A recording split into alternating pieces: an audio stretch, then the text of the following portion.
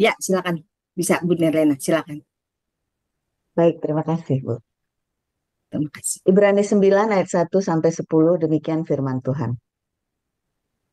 Memang perjanjian yang pertama juga mempunyai peraturan-peraturan untuk ibadah dan untuk tempat kudus buatan tangan manusia. Sebab ada dipersiapkan suatu kemah, yaitu bagian yang paling depan, dan di situ terdapat kaki dian dan meja dengan roti sajian. Bagian ini disebut tempat yang kudus. Di belakang tirai yang kedua, terdapat suatu kemah lagi yang disebut tempat yang maha kudus. Di situ terdapat mezbah pembakaran ukupan dari emas dan tabut perjanjian yang seluruhnya disalut dengan emas. Di dalam tabut perjanjian itu tersimpan buli-buli emas berisi manna. Tongkat Harun yang pernah bertunas dan loh-loh batu yang bertuliskan perjanjian. Dan di atasnya kedua kerub kemuliaan yang menaungi tutup pendamaian. Tetapi hal ini tidak dapat kita bicarakan sekarang secara terperinci. Demikianlah caranya tempat yang kudus itu diatur. Maka imam-imam senantiasa masuk ke dalam kemah yang paling depan itu untuk melakukan ibadah mereka. Tetapi ke dalam kemah yang kedua hanya imam besar saja yang masuk sekali setahun. Dan harus dengan darah yang ia persembahkan karena dirinya sendiri dan karena pelanggaran-pelanggaran yang dibuat oleh umatnya dengan tidak sadar. Dengan ini, Roh Kudus menyatakan bahwa jalan ke tempat yang kudus itu belum terbuka selama kemah yang pertama itu masih ada. Itu adalah kiasan masa sekarang. Sesuai dengan itu, dipersembahkan korban dan persembahan yang tidak dapat menyempurnakan mereka yang mempersembahkannya menurut hati nurani mereka. Karenanya, semuanya itu, di samping makanan, minuman, dan pelbagai macam pembasuhan, hanyalah peraturan-peraturan untuk hidup insani yang hanya berlaku sampai tiba, yang hanya berlaku sampai tibanya waktu pembaharuan. Demikian.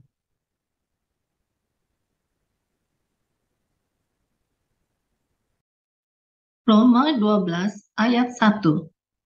Karena itu, saudara-saudara, demi kemurahan Allah, aku menasihatkan kamu supaya kamu mempersembahkan tubuhmu sebagai persembahan yang hidup, yang kudus, dan yang berkenan kepada Allah. Itu adalah ibadahmu yang sejati. 1 Korintus 3 ayat 16. Tidak tahukah kamu bahwa kamu adalah bait Allah dan bahwa Roh Allah diam di dalam kamu? 1 Korintus 6 ayat 19. Atau tidak tahukah kamu bahwa tubuhmu adalah bait Roh Kudus yang diam di dalam kamu, Roh Kudus yang kamu peroleh dari Allah, dan bahwa kamu bukan milik kamu sendiri? Demikian. Ya, terima kasih Bu Nerliana dan Ibu Elia Pandi yang sudah membacakan firman Tuhan hari ini. Baik, kita akan memasuki renungan firman Tuhan yang akan dibawakan oleh hambanya Bapak Evangelis Dr. Ido Akbar dengan tema ibadah yang sejati adalah mempersembahkan tubuh menjadi bait suci. Izin sebelumnya, saya akan mengedifikasi pembawa renungan hari ini, Bapak Evangelis Dr. Ido Akbar. Beliau adalah seorang ayah yang memiliki 2 anak, dan saat ini istri sedang memasuki kehamilan anak yang ketiga. Beliau tinggal di daerah Lampung Selatan, Beliau juga memiliki hobi musik. Pekerjaan beliau adalah seorang dokter. Saat ini kegiatan yang sedang digemari adalah sedang mengikuti Hagios Bible College kedua, HBC 2, dan juga beliau sudah selesai mengikuti kelas evangelis, apostolik, dan kelas Ibrani. Mari saudara, kita simak bersama bagaimana cara pandang dan analisa evangelis Dr. Ido Akbar untuk menambah wawasan kita dalam pertumbuhan iman kita ke arah Kristus. Dipersilakan Bapak Evangelis Dr. Ido Akbar. Terima kasih Bu Rima. Shalom saudara semua. Ya, saya sangat bersuka cita karena pagi ini berkesempatan untuk membagikan renungan untuk kita semua. Saudara, firman Tuhan pagi ini saya beri judul ibadah yang sejati adalah menjadi bait suci. Tadi sudah dibaca saudara untuk renungan kita, dan kita akan bahas, saya akan bahas untuk menjadi renungan bagi kita semua. Slide selanjutnya, Bapak Yuda. Jadi Roma 12 ayat 1 mengatakan bahwa tubuh kita akan menjadi ibadah yang sejati jika kita persembahkan sebagai persembahan yang hidup, yang kudus, dan yang berkenan kepada Allah. Dan 1 Korintus 6 ayat 19 berkata, atau tidak tahukah kamu bahwa tubuhmu adalah bait Roh Kudus? Ayat selanjutnya, slide selanjutnya Pak Yuda. Begitu juga di 1 Korintus 3 ayat 16. Dijelaskan bahwa tubuh kita adalah bait Roh Kudus. Dari beberapa ayat ini, saya mengambil judul bahwa yang bisa menjadi ibadah sejati itu adalah tubuh yang dipersembahkan. Tubuh kita itu adalah bait Roh Kudus. Artinya ibadah yang sejati itu akan terjadi jika kita mempersembahkan tubuh kita menjadi bait suci. Artinya semua peralatan, semua komponen yang ada di bait suci itu secara makna rohaniah harus menjadi hidup kita. Artinya itu saudara. Slide selanjutnya Pak Yuda. Ini adalah gambar bait suci yang didirikan oleh Raja Salomo saudara. Ya, ini yang di luar kita lihat ada mesbah bejana pembasuhan, lalu ada mesbah korban bakaran, dan ini adalah ruangan kudus dan ruang maha kudus. Slide selanjutnya Pak Yuda.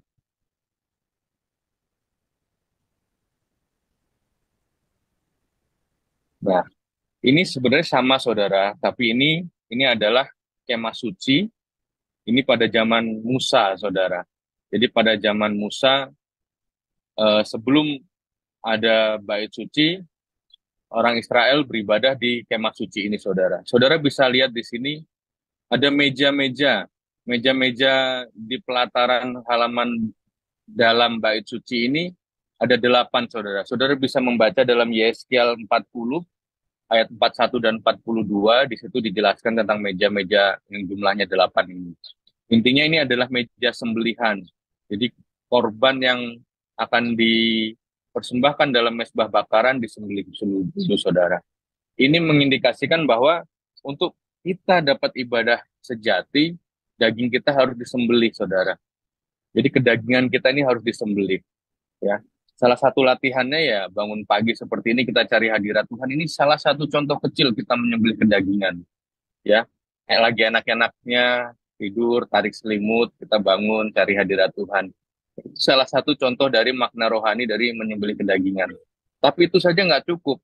Saudara bangun pagi, ikut embun pagi, ternyata di tempat kerja saudara tidak rendah diri, ya tidak sembelih kedagingan. Artinya kita koreksi selama 24 jam ini bagaimana tubuh kita ini kita gerakan untuk memenuhi makna rohaniah dari meja sembelihan. Nah, itu saudara akan merenungkan bersama Roh Kudus apa yang harus saya lakukan nih supaya saya menjadi bait suci, meja sembelihan saya harus bersikap bagaimana.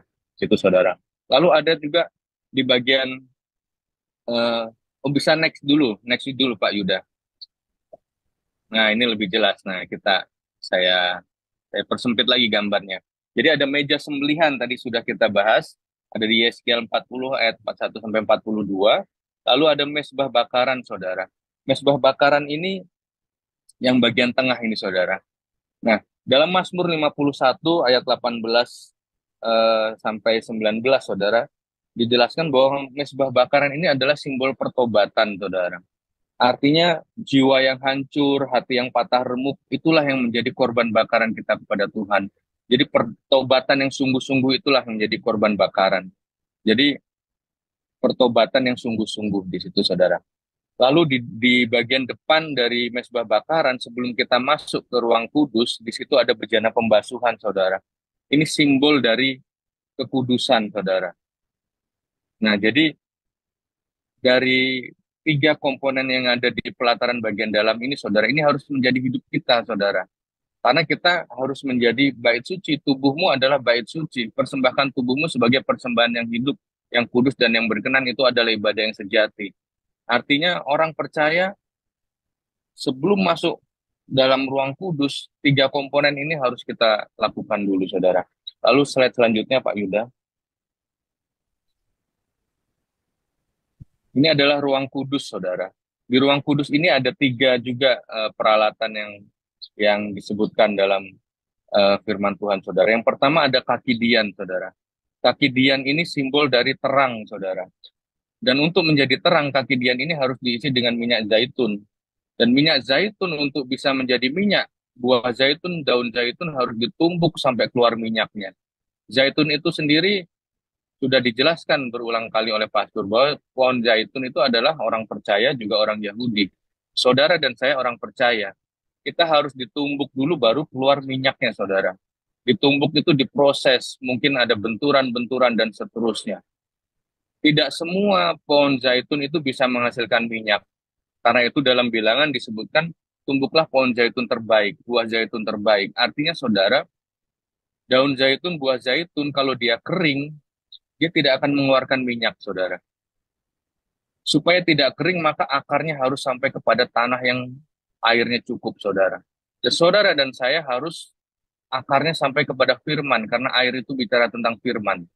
Jadi, kita tidak bisa hanya bercita-cita, wah saya sekalipun ditumbuk, saya tidak akan marah. Saya sekalipun dihina, saya dicaci maki, saya tidak akan membalas. Tanpa kita bergantung pada firman, itu hanya angan-angan, saudara. Begitu kejadian, kita pasti langsung emosi, saudara. Dan itu saya pun masih belajar. Kita semua harus belajar. Setiap hari kita bergantung pada firman, supaya pada saatnya kita ditumbuk, yang keluar adalah minyak. Pada akhirnya minyak itu menjadi terang, saudara. Dan di depan kaki dian ini, saudara, ini ada meja roti sajian, saudara. Itu adalah simbol dari diakonia, simbol dari memberi makan orang miskin, saudara. Lalu di satu lagi, saudara, sebelum masuk ke ruang Maha Kudus, itu ada mesbah ukupan doa, ya. Itu simbol dari doa itu sendiri, simbol dari hubungan kita yang dekat dengan Tuhan, simbol dari kita menyerahkan hidup kita kepada Tuhan 24 jam, karena kita berdoa selalu, hati kita melekat kepada Tuhan. Nah, ini adalah komponen-komponen yang ada di ruang kudus, saudara. Slide selanjutnya, Pak Yuda. Nah, ini adalah ruang Maha Kudus, saudara. Di sini kita melihat, saudara, ini ada tabut perjanjian, lalu ada tutup pendamaian dengan 2 kerup di atasnya, saudara. Ini adalah simbol dari tabut perjanjian ini kan isinya adalah segomer mana, lalu 2 loh batu, lalu tongkat Harun. Itu adalah simbol dari hukum-hukum yang harus dilakukan, saudara. Dan saya dan saudara pasti banyak gagal. Oleh karena itu Tuhan Yesus datang menjadi tutup pendamaian bagi saudara dan saya. Dan kemuliaan melingkupinya. Jadi 2 kerup ini simbol kemuliaan, tutup pendamaiannya Tuhan Yesus. Dan saudara, di ruang kudus tadi, saudara butuh lampu penerangan, saudara. Butuh kaki dian untuk menerangi ruang kudus. Tetapi di ruang Maha Kudus ini tidak butuh lampu sama sekali, saudara. Karena hadirat Tuhan yang menerangi itu semua.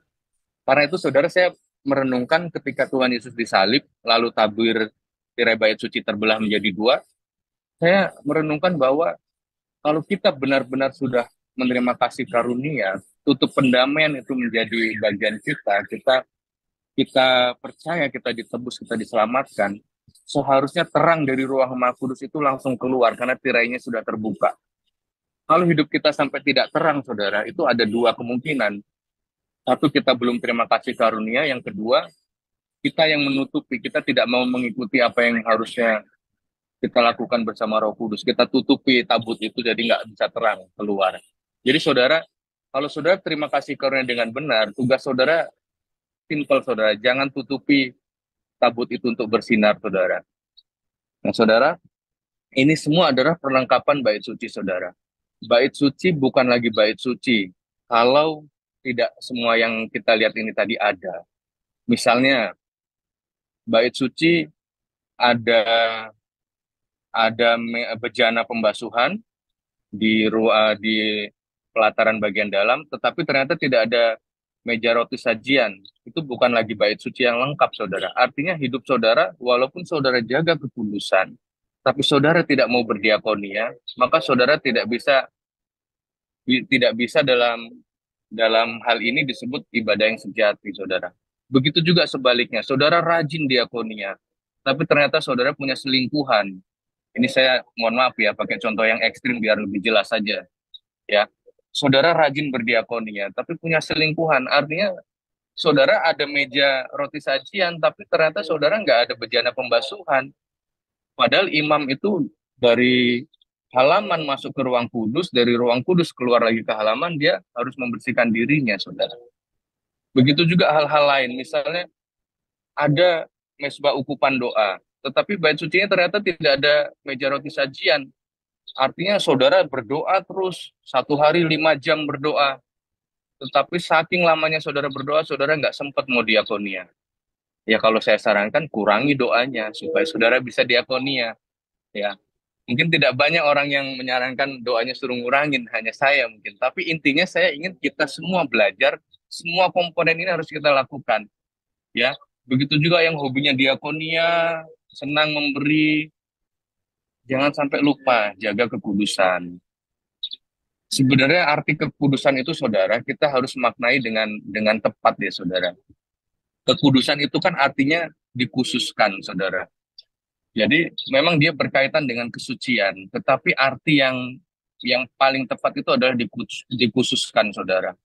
Saya ada contoh saudara. Saya punya pena warna merah saudara.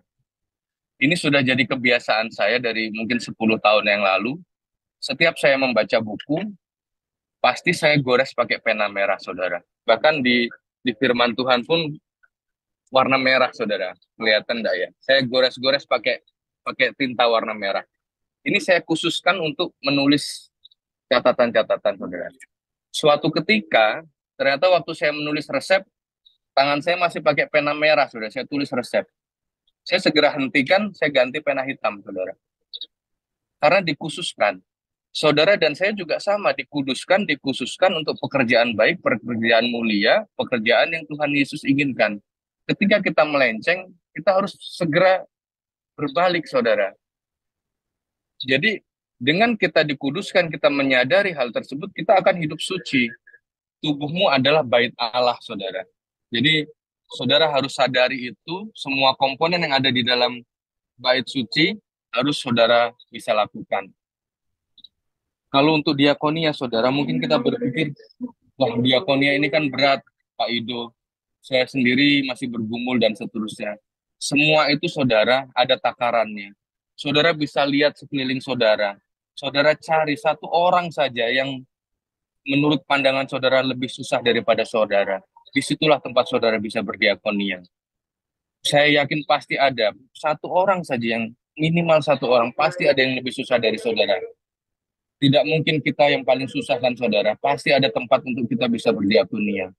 Jadi orang Kristen harus sadar bahwa memang diakonia ini adalah esensi saudara. Jadi sama dengan berdoa, sama dengan menjadi terang, sama dengan kekudusan, semuanya harus kita lakukan saudara.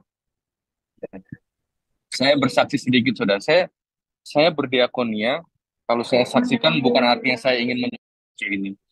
Dan saudara, satu lagi saudara tentang kehidupan ini saudara, saya ingat bahwa pencobaan-pencobaan penghasilan saya misalnya 7 juta 1 bulan misalnya, maka saya bisa dicobai untuk mencicil keinginan mata.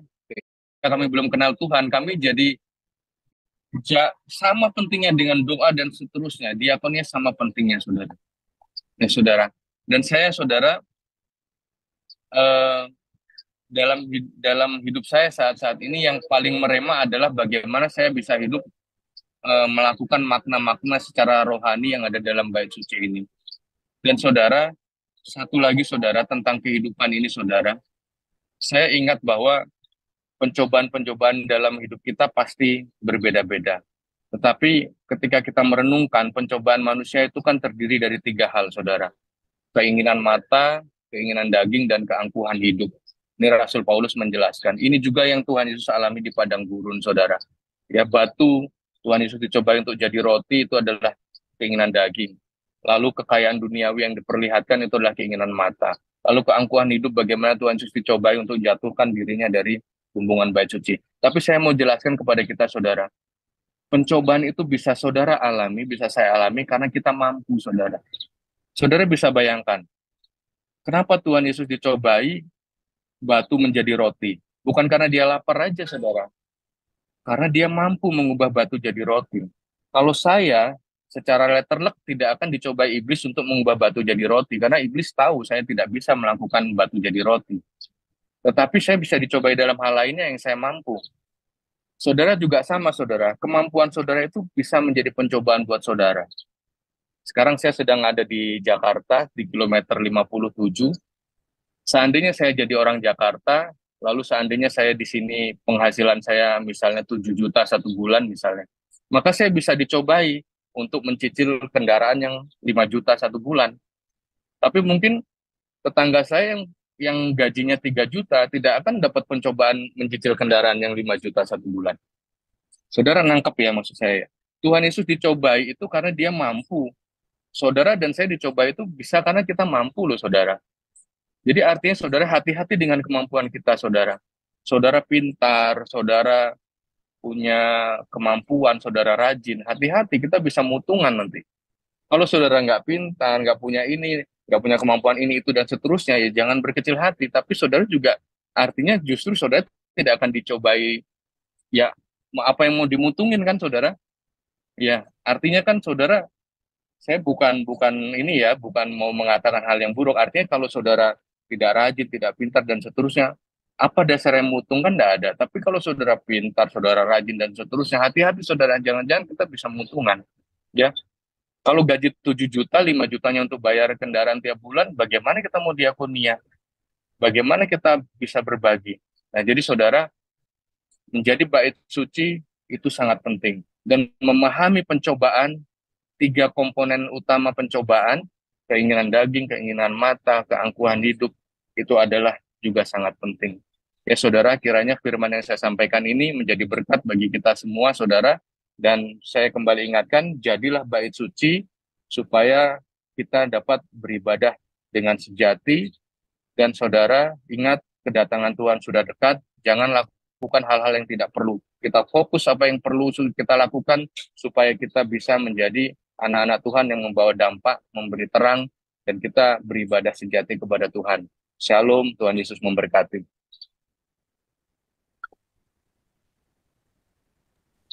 Terima kasih Bapak Evangelis Dr. Ido Akbar, luar biasa, puji Tuhan.